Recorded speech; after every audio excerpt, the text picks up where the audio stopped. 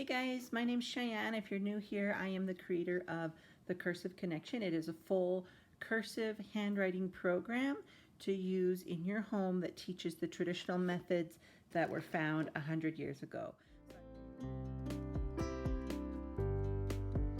So I've been getting a lot of questions about which curriculum to use in homeschool. I see that a lot, and that is the reason I came up with the full curriculum, but I wanted to show you some of the variations in some of our modern day curriculums. So this is the Palmer method. I'm going to show you these books in just a few minutes, but before I start on that, I want to show you some of our modern day cursive programs. So no bashing against anything specific, like any specific company or anything. They all do great things, and I love the good and the beautiful. That's actually what I use for math and language arts, but the handwriting leaves something to be desired, especially when it comes to cursive. So I imagine if you're on this video, you're looking for traditional cursive.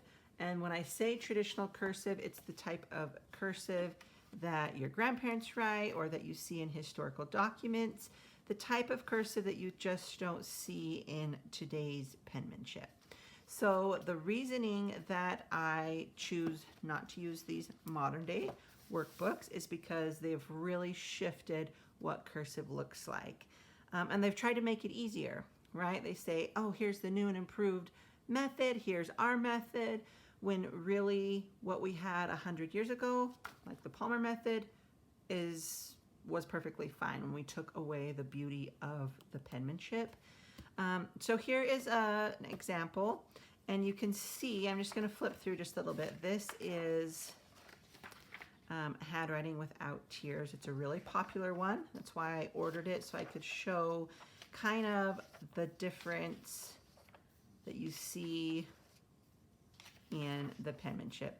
So right away you can tell that the handwriting is straight up and down. So instead of writing at a slant, you're writing straight up and down, which is actually quite unnatural to do.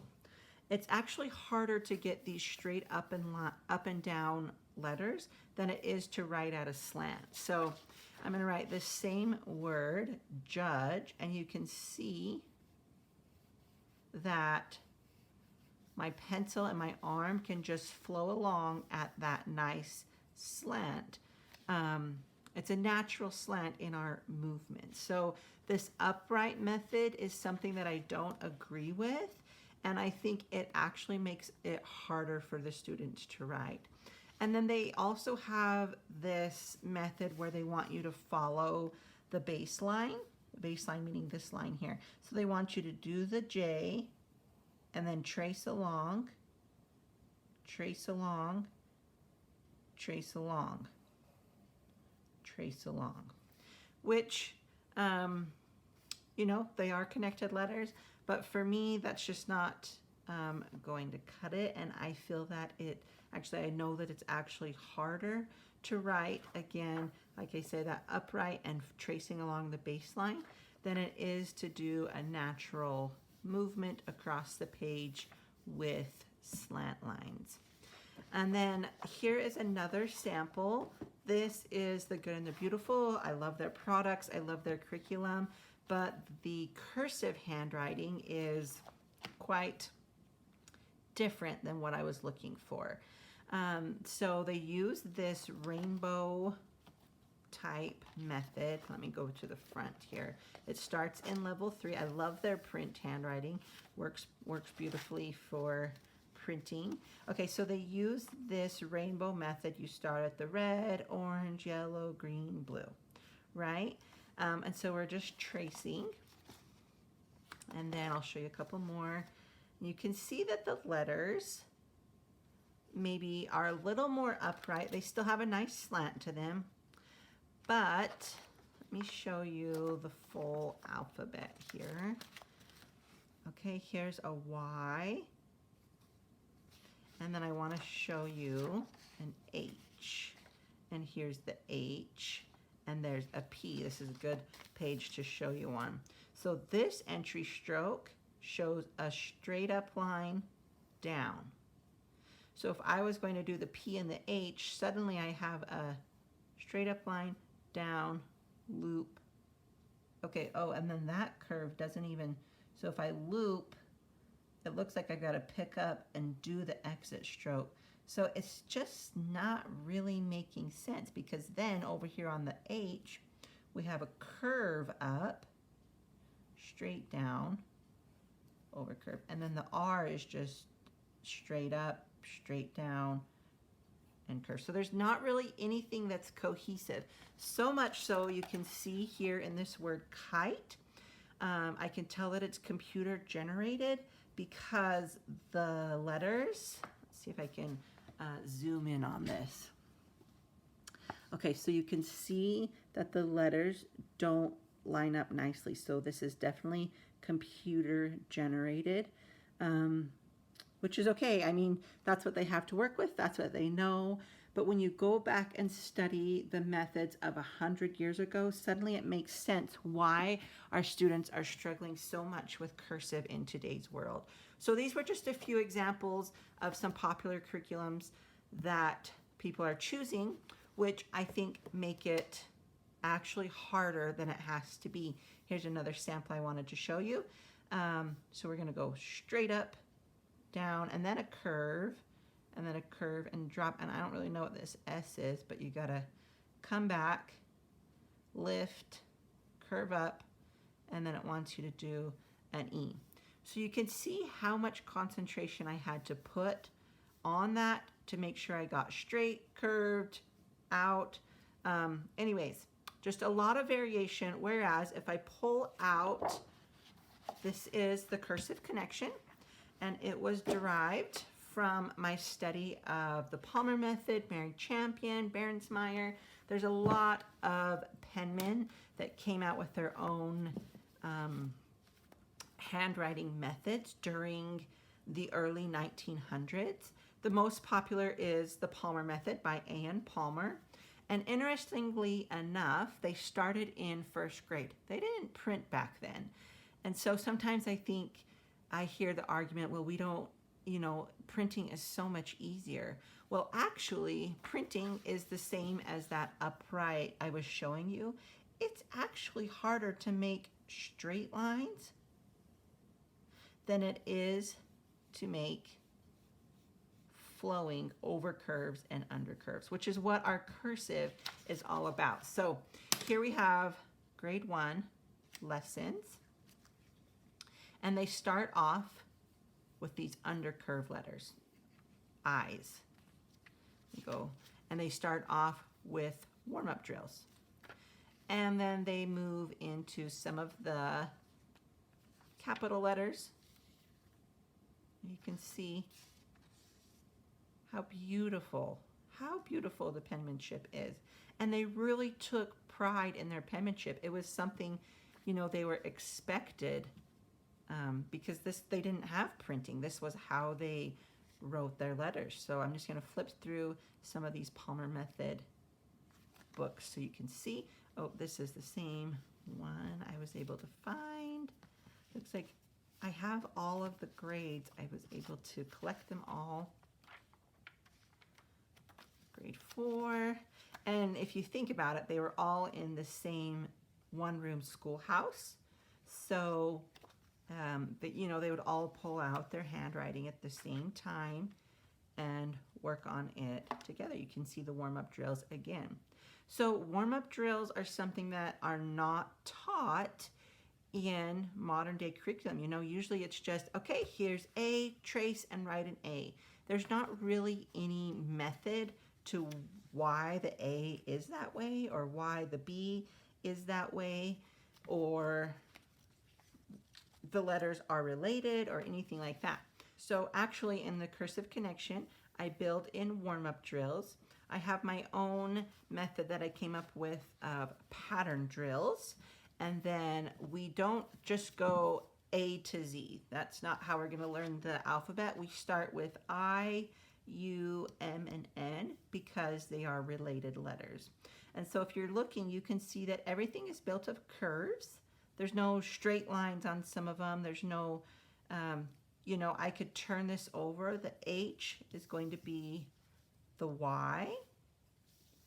The N and the M are going to be similar, you know, almost exact. The U, the W, if I turn them over, you're going to have the same shapes within all of your letters, which suddenly makes sense. I'm not learning every single letter. I'm learning shapes, over curves and under curves.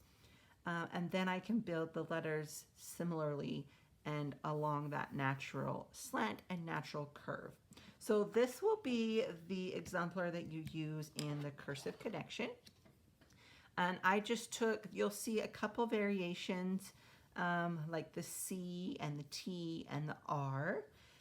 And then also in the capitals, there's a couple variations because during that time period, again, A.N. Palmer was very popular, but there was also other esteemed penmen like Mary Champion, whose work was also similar, but had its own variations. So I've included some variations, and then let me show you, I do encourage the students each week.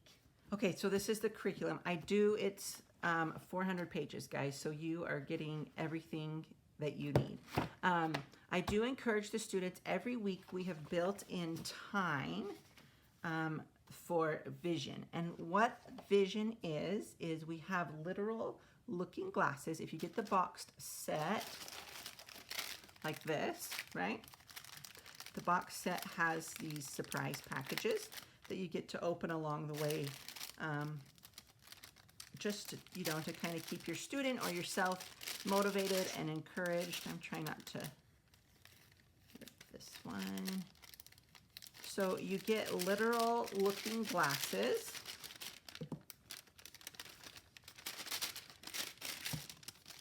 Like this, just fun old spectacle looking glasses. And you'll spend time each week on the 4th lesson. So 5 minutes in vision on lesson 4 every week. Vision will be using these glasses, using your exemplar, and then something really cool is that I've included historical, whoops, I'm going the wrong direction, historical samples, because not only is it important to be able to write in cursive, but I believe it's just as important to be able to read cursive and read our historical documents. So if you get the printed version, you will get historical documents to study. So you'll put on your looking glasses, you'll study these specimens. Oh, I've got them double-sided here, so lots of different specimens that you can look at. And if you purchase the online course, I'm constantly adding different resources. So I have the Declaration of Independence, the Constitution, and some things for you to study. So that is the historical samples. And then we also have sample warm-ups that I was talking about. So we'll do those push-pulls, we'll do oval drills, some different warm-up samples there. We do cross drills.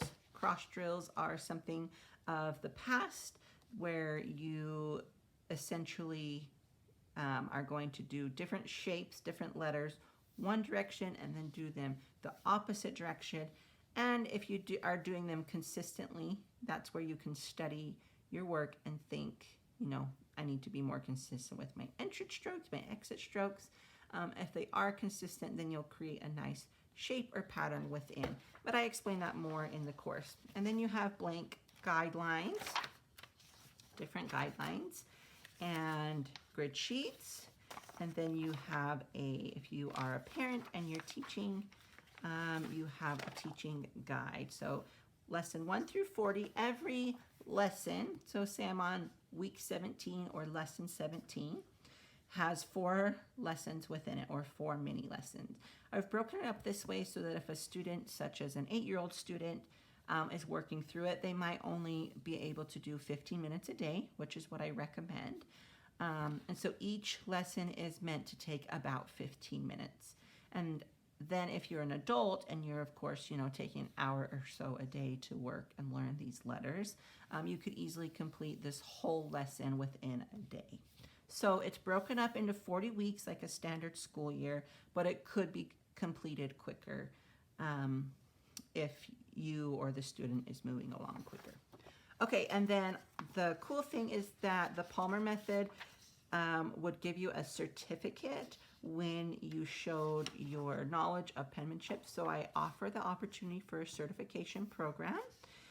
There's 3 checkpoints. This will be checkpoint 1. Before you start the course, you will just send in a sample of your very best penmanship, and it has a sample here for you. And then I will send you feedback through the mail. And then you'll be able to do that again in the middle of the course. There, I saw checkpoint 2, right here, checkpoint 2, and then at the end of the course there'll be checkpoint 3, and that's when, if you show or demonstrate your knowledge of penmanship, you will receive the hand-lettered certificate from me. So that is just a quick glance of the curriculum. Oh, here we are in lesson 17. You've got some tracing samples, some verbiage you can use with the student or yourself. It'll give you this nice checklist. So I would pull out week 17. Here's what a lesson might look like: a warm-up page, capitals, pattern drills. I explain how to do those. Another worksheet, another pattern drill, putting it all together, doing words, and that would be lesson 17. And then when you get halfway through the course, we do something different, and it is called handwritten expressions. And so once we've learned all the letters and started practicing sentences, let me flip, and numbers, then we will apply it to things like postcards, cards, just stationery, vintage stationery, and start applying our penmanship to actual, pieces that we can deliver. So that will be our handwritten expressions in the second half of the course. So it's really a hands-on course that's meant to encourage the student or yourself through really 40 weeks, 40 lessons.